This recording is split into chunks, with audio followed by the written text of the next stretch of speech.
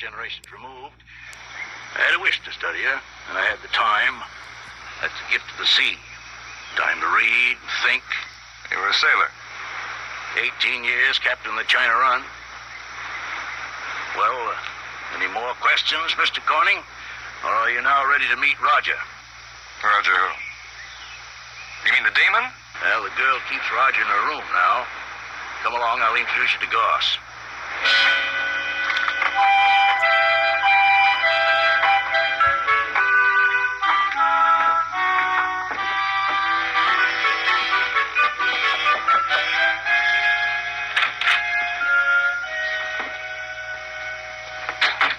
Hello, John. This is Mr. Corning. Can we see Roger?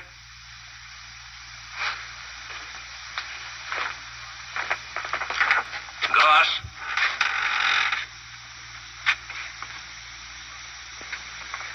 Mr. Corning, Mr. Goss. Mr. Goss? Mr. Corning would like to see Roger. Get Roger. Why?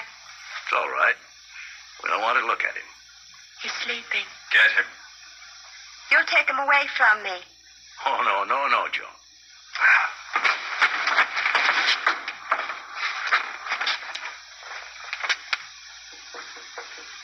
Roger, 9. please come out. Leave me be. Deja mi solo. Il sei schon. Ich wünsche ein Zimmer mit Bad. What's that? Well, first he said in French, it's hot. Then in German, I'd like a room with a bath. He has quite a sense of humor. Look, I don't understand. Why is he under the sink? Is he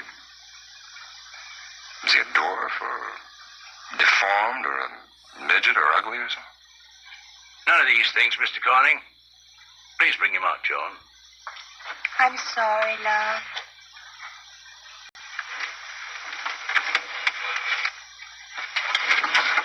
Come on, baby. Nil consuetudine majus. What is it? You're not much of a woodsman, Mr. Corning. It's a raccoon.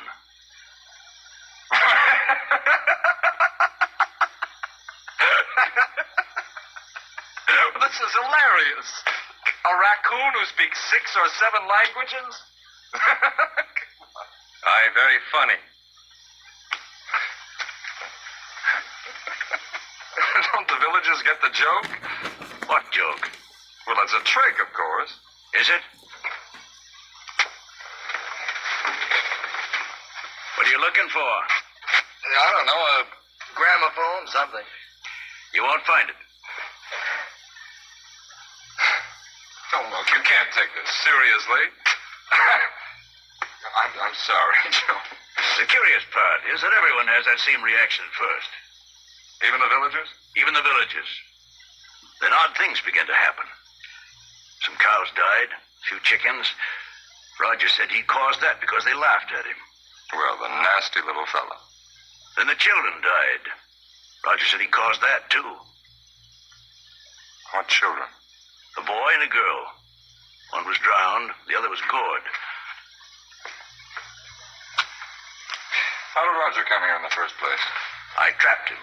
I gave him the little girl for a pet. All right, you must have an explanation. What is it? Mr. Corning, does the term possession mean anything to you? I suppose you mean that nonsense about an evil spirit entering the body of somebody living? Someone or something? I hope we're not back to Betty Randall. What do you think, Mr. Corning? Bonne nuit.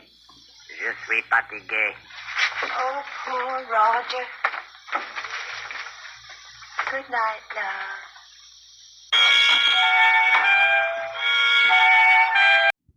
All right.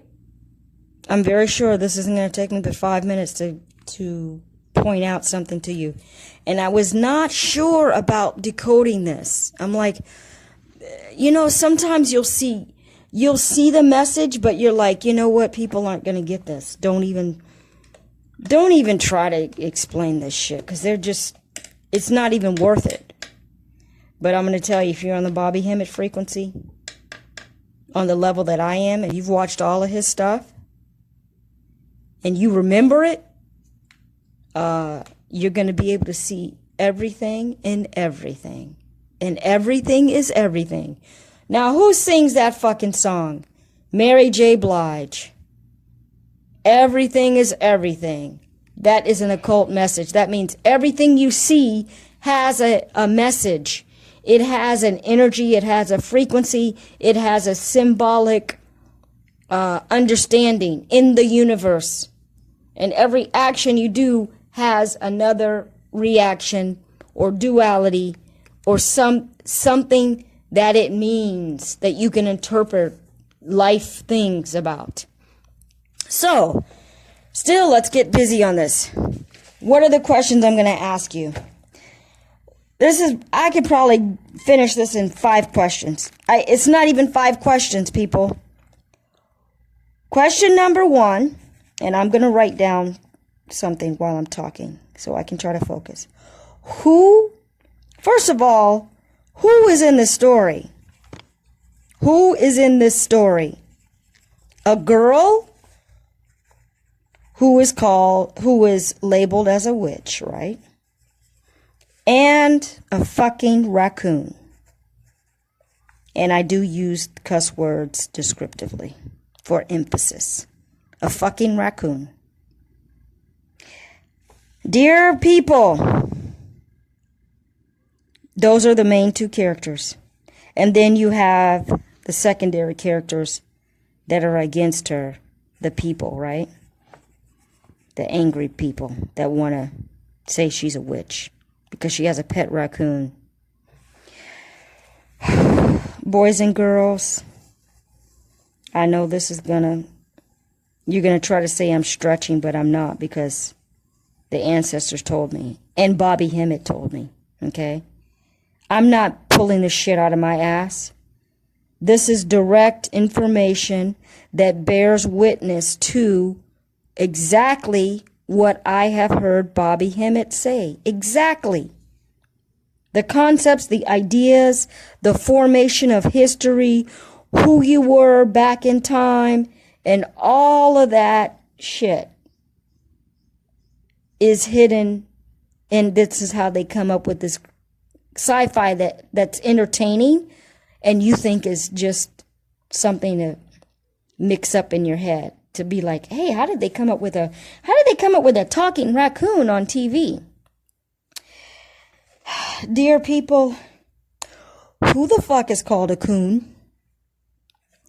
Who is referred to as a coon? What people are referred to as a coon? And some of the, to be honest, I'm going to be honest. Some of these racial slurs, I don't even understand it, actually. I actually don't get it, but now maybe I get it. What? You're so black that the whites of your eyes show? I don't even understand the concept of calling somebody a coon, but whatever. Okay. It's related to raccoon. Okay. I mean, the raccoon, I don't get the analogy. But, if I want to, I can research it, whatever. You want to comment and tell me? Because I really don't get it. Okay, so anyway, who is called the coon? I'm not going to answer, but who's called the coon? So that coon represents you. And what does that raccoon do in the story? What is the amazing thing that the raccoon does in the story? He speaks different languages, even ancient languages. So now let's just jump to the direct point that you could only know through Bobby Hemmett. What is that saying?